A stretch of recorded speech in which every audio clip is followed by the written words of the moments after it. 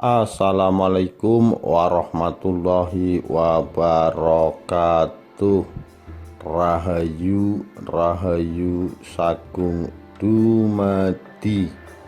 Asal usul Pangeran Iblis, anak dari Raden Panji Inokertapati, Pangeran Kerajaan Jenggala.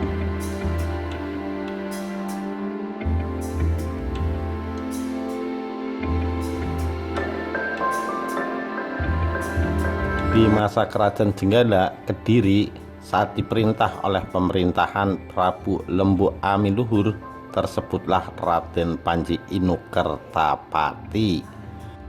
Ia adalah pangeran yang cukup dikenal dengan baik oleh masyarakat kala itu karena kebaikan luhur budinya, tampan dan sakti mandraguna. Beliau Prabu Lembu Amiluhur adalah putra mahkota dari Kerajaan Jenggala Kediri. Raden Panji memiliki istri yang amat sangat dan teramat sangat cantik dan halus bahasanya. Beliau adalah Dewi Sekartaji atau Dewi Candrakirana atau Putri Kediri. Pujangga kerajaan pernah meramalkan tentang kerajaan Nusantara, bahwasanya kerajaan Nusantara akan lahir raja-raja besar dari pasangan Raden Panji dan Dewi Sekartaji. Akan tetapi ini bukanlah hal mudah. Pasalnya untuk dapat menjadikan kenyataan ramalan tersebut, Raden Panji dan Dewi Sekartaji harus melewati hal-hal sulit dengan mendekatkan lebih dekat kepada Sang Penciptanya dengan memperbanyak itikaf. Dewi Sekartaji bersama Raden Panji, putra dari Kerajaan Jenggala, adalah pasangan yang sangat serasi.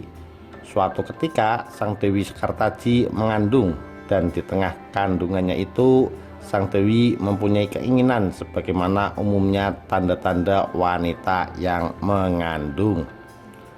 "Apa yang kamu inginkan saat ini, wahai istriku?" tanya sang suami. "Aku menginginkan makan daging menjangan putih," pinta Dewi Sekartaji. Permintaan itu terdorong selera yang sangat menggoda pada saat mengidam.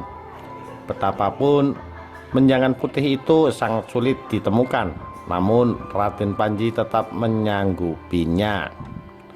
Pada suatu hari, Raden Panji disertai istrinya berburu ke hutan. Mereka tiba di hutan larangan. Hutan larangan kala itu dikenal sebagai hutan terlarang karena angker dan mistiknya. Memasuki hutan sebagaimana mestinya sunyi senyap tanpa ada orang selain mereka, Dewi Sekartaji dan Raden Panji.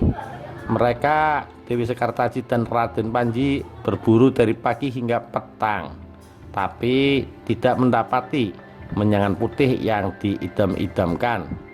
Malam mulai menyelimuti hutan. "Sebaiknya kita beristirahat di sini," ujar Dewi Sekartaji kepada Raden Panji.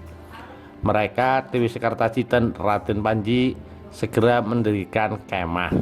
Sebelum tidur, pasangan ini bermesraan layaknya pengantin yang sedang berbulan madu. Nampaknya di tengah kemesraan itu mereka sedang diawasi oleh dedemit hutan larangan.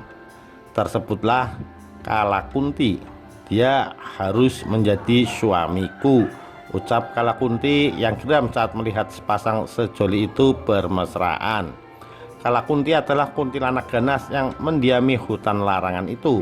Kalakunti menginginkan Raden Panji untuk menjadi suaminya. Untuk mewujudkan tujuannya itu, Kalakunti mencari cara agar dapat menggoda dan menjerumuskan keduanya di dalam kebingungan yang nyata. Saat matahari telah terbit, terdapat babi hutan yang menjelma menjadi menjangan putih sedang mengendap-endap di sekeliling kemah dari Raden Panji dan Dewi Sekartaji. Tidak ingin membangunkan sang istri yang sedang tertidur dengan lelap, dengan segera Raden Panji memburunya sampai akhirnya berpisah jauh dengan istrinya. Dalam hati Raden Panji, "Aku harus sesegera mungkin mendapatkan menjangan putih ini." Tetapi Raden Panji gelisah karena semakin jauh dengan sang istri sedang menjangan putih berlari menjauhi perkemahannya. Kala Kunti tertawa kegirangan karena daya dan upayanya berhasil. Tiba-tiba istrinya berada di belakang Raden Panji. Suami yang melihat istrinya datang dengan senang hati berkata, "Syukurlah kamu dapat mengikutiku hingga ke sini." Padahal itu adalah Kala Kunti yang sedang menjelma menjadi Dewi Sekartaji palsu. "Ayo kita kejar terus menjangan putih itu, Kanda," pinta sang Dewi Sekartaji palsu. Raden Panji akhirnya dapat memburu menjangan putih itu dan membidiknya dengan tepat. Dengan hati yang berbunga-bunga, Raden Panji memberikan daging menjangan putih itu kepada Dewi Sekartaji palsu. Dengan lahap, Dewi Sekartaji palsu melahapnya daging panggang menjangan putih itu. Setelah itu mereka kembali ke istana bersama Dewi Sekartaji palsu. Sedangkan Dewi Sekartaji asli terperangkap di hutan bersama dedemit hutan larangan Kala Warok. Hingga dalam waktu yang lama, Kala Kunti atau Dewi Sekartaji palsu mengutarakan kepada suaminya bahwa kandungannya sudah semakin besar. Dewi Sekartaji palsu sudah saatnya melahirkan. Betapa gembiranya Raden Panji menyambut kelahiran anaknya itu. Namun ketika bayi itu lahir, istana kerajaan gempar.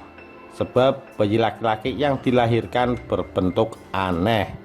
Badannya besar bagaikan bayi raksasa. Kulitnya hitam legam. Giginya tumbuh bagai gergaji. Pada kedua sudut bibirnya menonjol taring yang runcing. "Ku beri nama Pangeran Muda," tutur Raden Panji menamai putranya. Semakin bertambah umur, Pangeran Muda semakin mengerikan. Tabiatnya pun sangat keras. Ia sering mengamuk. Raden Panji sangat malu melihat putranya bertabiat buruk. Ia bermaksud mengurung putranya itu di salah satu ruang. "Anak kita jangan dikekang, apalagi dikurung. Biarlah dia bebas sepuas-puasnya," kata Sekartaji palsu, menahan keinginan suaminya. Raden Panji tidak bisa membantah. Ia menuruti kemauan istrinya. Pada suatu hari ia mendatangi sebuah pasar desa. "Daging mentah ini sangat lezat. Baik, akan kusantap semua," kata Pangeran Muda. Para pemilik daging itu berusaha menghalang-halangi Pangeran Muda mengambil daging mentah yang akan dimakan. Melihat keadaan itu, Pangeran Muda mengamuk. Ia merusak apa saja yang ditemuinya. Orang-orang berlarian menghindari serangan Pangeran Muda. Pangeran Muda mengejar orang-orang itu sampai ke dusun-dusun. Tertangkap, langsung dipukul dan disiksa. Banyak yang menemui ajal. Di tengah-tengah keberingasan Pangeran Muda itu, tiba-tiba tampak seklepatan bayangan seorang pemuda melompat tepat berada di hadapan Pangeran Muda. "Raksasa biadab, sungguh kejam kau. Kedatanganku ini menghabisi nyawamu," tantang seorang pemuda. "Berani benar kau. Awas, ku santap hidup-hidup," ancam Pangeran Muda berwajah garang. Seketika itu pula terjadilah pertarungan seru. Pangeran Muda berkali-kali kena pukulan dari pemuda itu. Dalam keadaan terdesak, Pangeran Muda melarikan diri dan melapor kepada ayahnya. Raden Panji dan istrinya mendapatkan laporan dari Pangeran Muda perihal kekalahan melawan seorang pemuda dusun. Mereka segera berangkat menuju di mana seorang pemuda itu berada. "Oh, rupanya raksasa jahat itu putra tuan," kata seseorang. Kata pemuda itu sambil menyembah. "Maafkan hamba, karena hamba telah menyakiti putra tuan," tambahnya. "Siapa namamu?" tanya Raden Panji. "Nama hamba Jaka Putra, ibu hamba bernama Dewi Sekartaji," jawab pemuda itu. "Ibu hamba mengatakan bahwa ayah hamba bernama Raden Panji Putra Raja Jenggala." Lanjutnya, dapat terkejutnya hati Raden Panji mendengar pengakuan Jaka Putra. Dewi Sekartaji palsu tampak gelisah dan segera mendesak suaminya agar segera menangkap Jakaputra untuk dijebloskan ke dalam penjara. Namun Raden Panji tidak mengikuti kemauan Dewi Sekartaji palsu itu. Dewi Sekartaji palsu langsung menyerang Jakaputra. Jakaputra langsung melemparkan pukulan maut tepat mengenai dada Dewi Sekartaji palsu. Seketika itu juga tubuh Dewi Sekartaji palsu terbakar. Bentuk dan rupa dirinya berubah menjadi Kalakunti. Lantas badannya kejang dan segera menghembuskan nafasnya yang terakhir. Pangeran muda melihat ibunya tewas langsung melompat hendak mencengkram kepala Jakaputra. Namun pangeran muda terkena tendangan maut Jakaputra. Seketika itu juga tubuh pangeran muda gosong. Ia tewas mengenaskan. Setelah Jakaputra berhasil mengalahkan kedua makhluk itu, ia langsung menyembah Raden Panji. Maafkan ayah, ayahanda telah menjadi korban iblis betina yang bernama Nikalakunti yang telah menjelma menjadi ibunda, ungkap Jakaputra. Raden Panji mengakui Jakaputra sebagai anak kandungnya. Ia pun ingin bertemu dengan ibu kandung Jakaputra. Pertemuan Raden Panji dengan Dewi Sekartaji sangat mengharukan. Mereka melepas rindu sambil meneteskan air mata dengan tak henti-hentinya. Dewi Sekartaji menjelaskan apa yang telah dialami di hutan. Demikian pula Raden Panji mengungkapkan pengalamannya selama berpisah dengan istri yang dicintainya. Mereka bangga karena telah mempunyai anak yang membela kebenaran. "Dinda, kita harus segera kembali ke istana," ajak Raden Panji kepada istrinya. Mereka bertiga tiba di istana dan disambut penuh dengan sukacita oleh kedua orang tuanya.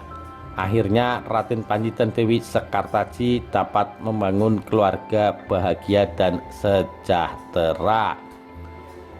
Demikian kisah asal-usul Pangeran Iblis anak dari Raden Panji. Sekian, terima kasih. Wassalamualaikum warahmatullahi wabarakatuh. Rahayu Rahayu Sagung Dumadi.